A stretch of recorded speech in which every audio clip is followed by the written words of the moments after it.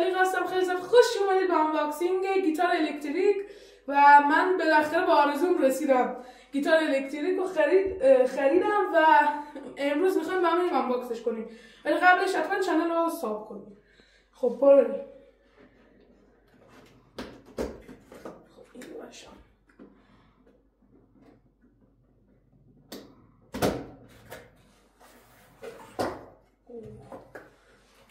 باز شد. خب این اگه ما بتونم بزنم پایین. اوکی. اینجا یه کیف داریم، ما اگه بتونم اینو بکشم بیرون.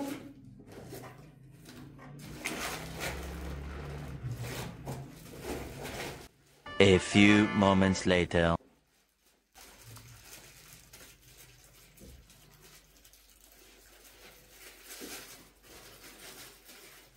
کیفو بیارم بیرون.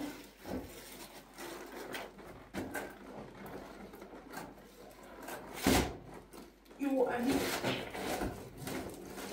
بالاخره میارم. خب این زیاد چیز خاصی فکر میکنم داشته باشه. خود گیتار رو دیگه با کیف گیتاره سلام که بعدا هم میریم سراغ این گیتار، بریم بقیه چیزاشو ببینیم چیا داخلشه. خب بیا اینجا رو بگیر. اینجا خب اینجا یک سیم و چی میگن پیک و این چیزاشه که میتونید استفاده کنید، و سیمی که به گیتار ببندید بخواید نوازندگی کنید. من اینو بذارم اینجا. بریم پایین. این که کارتون نداشت خاصی نیست. خب و اما این سراغ اصل داستان بتونم من بیارمش بیرون اون میشه.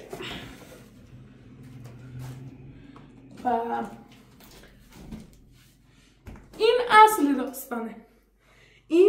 داستانه و بذارید بگم دیگه خاصی نیست دیگه، کلش همینه.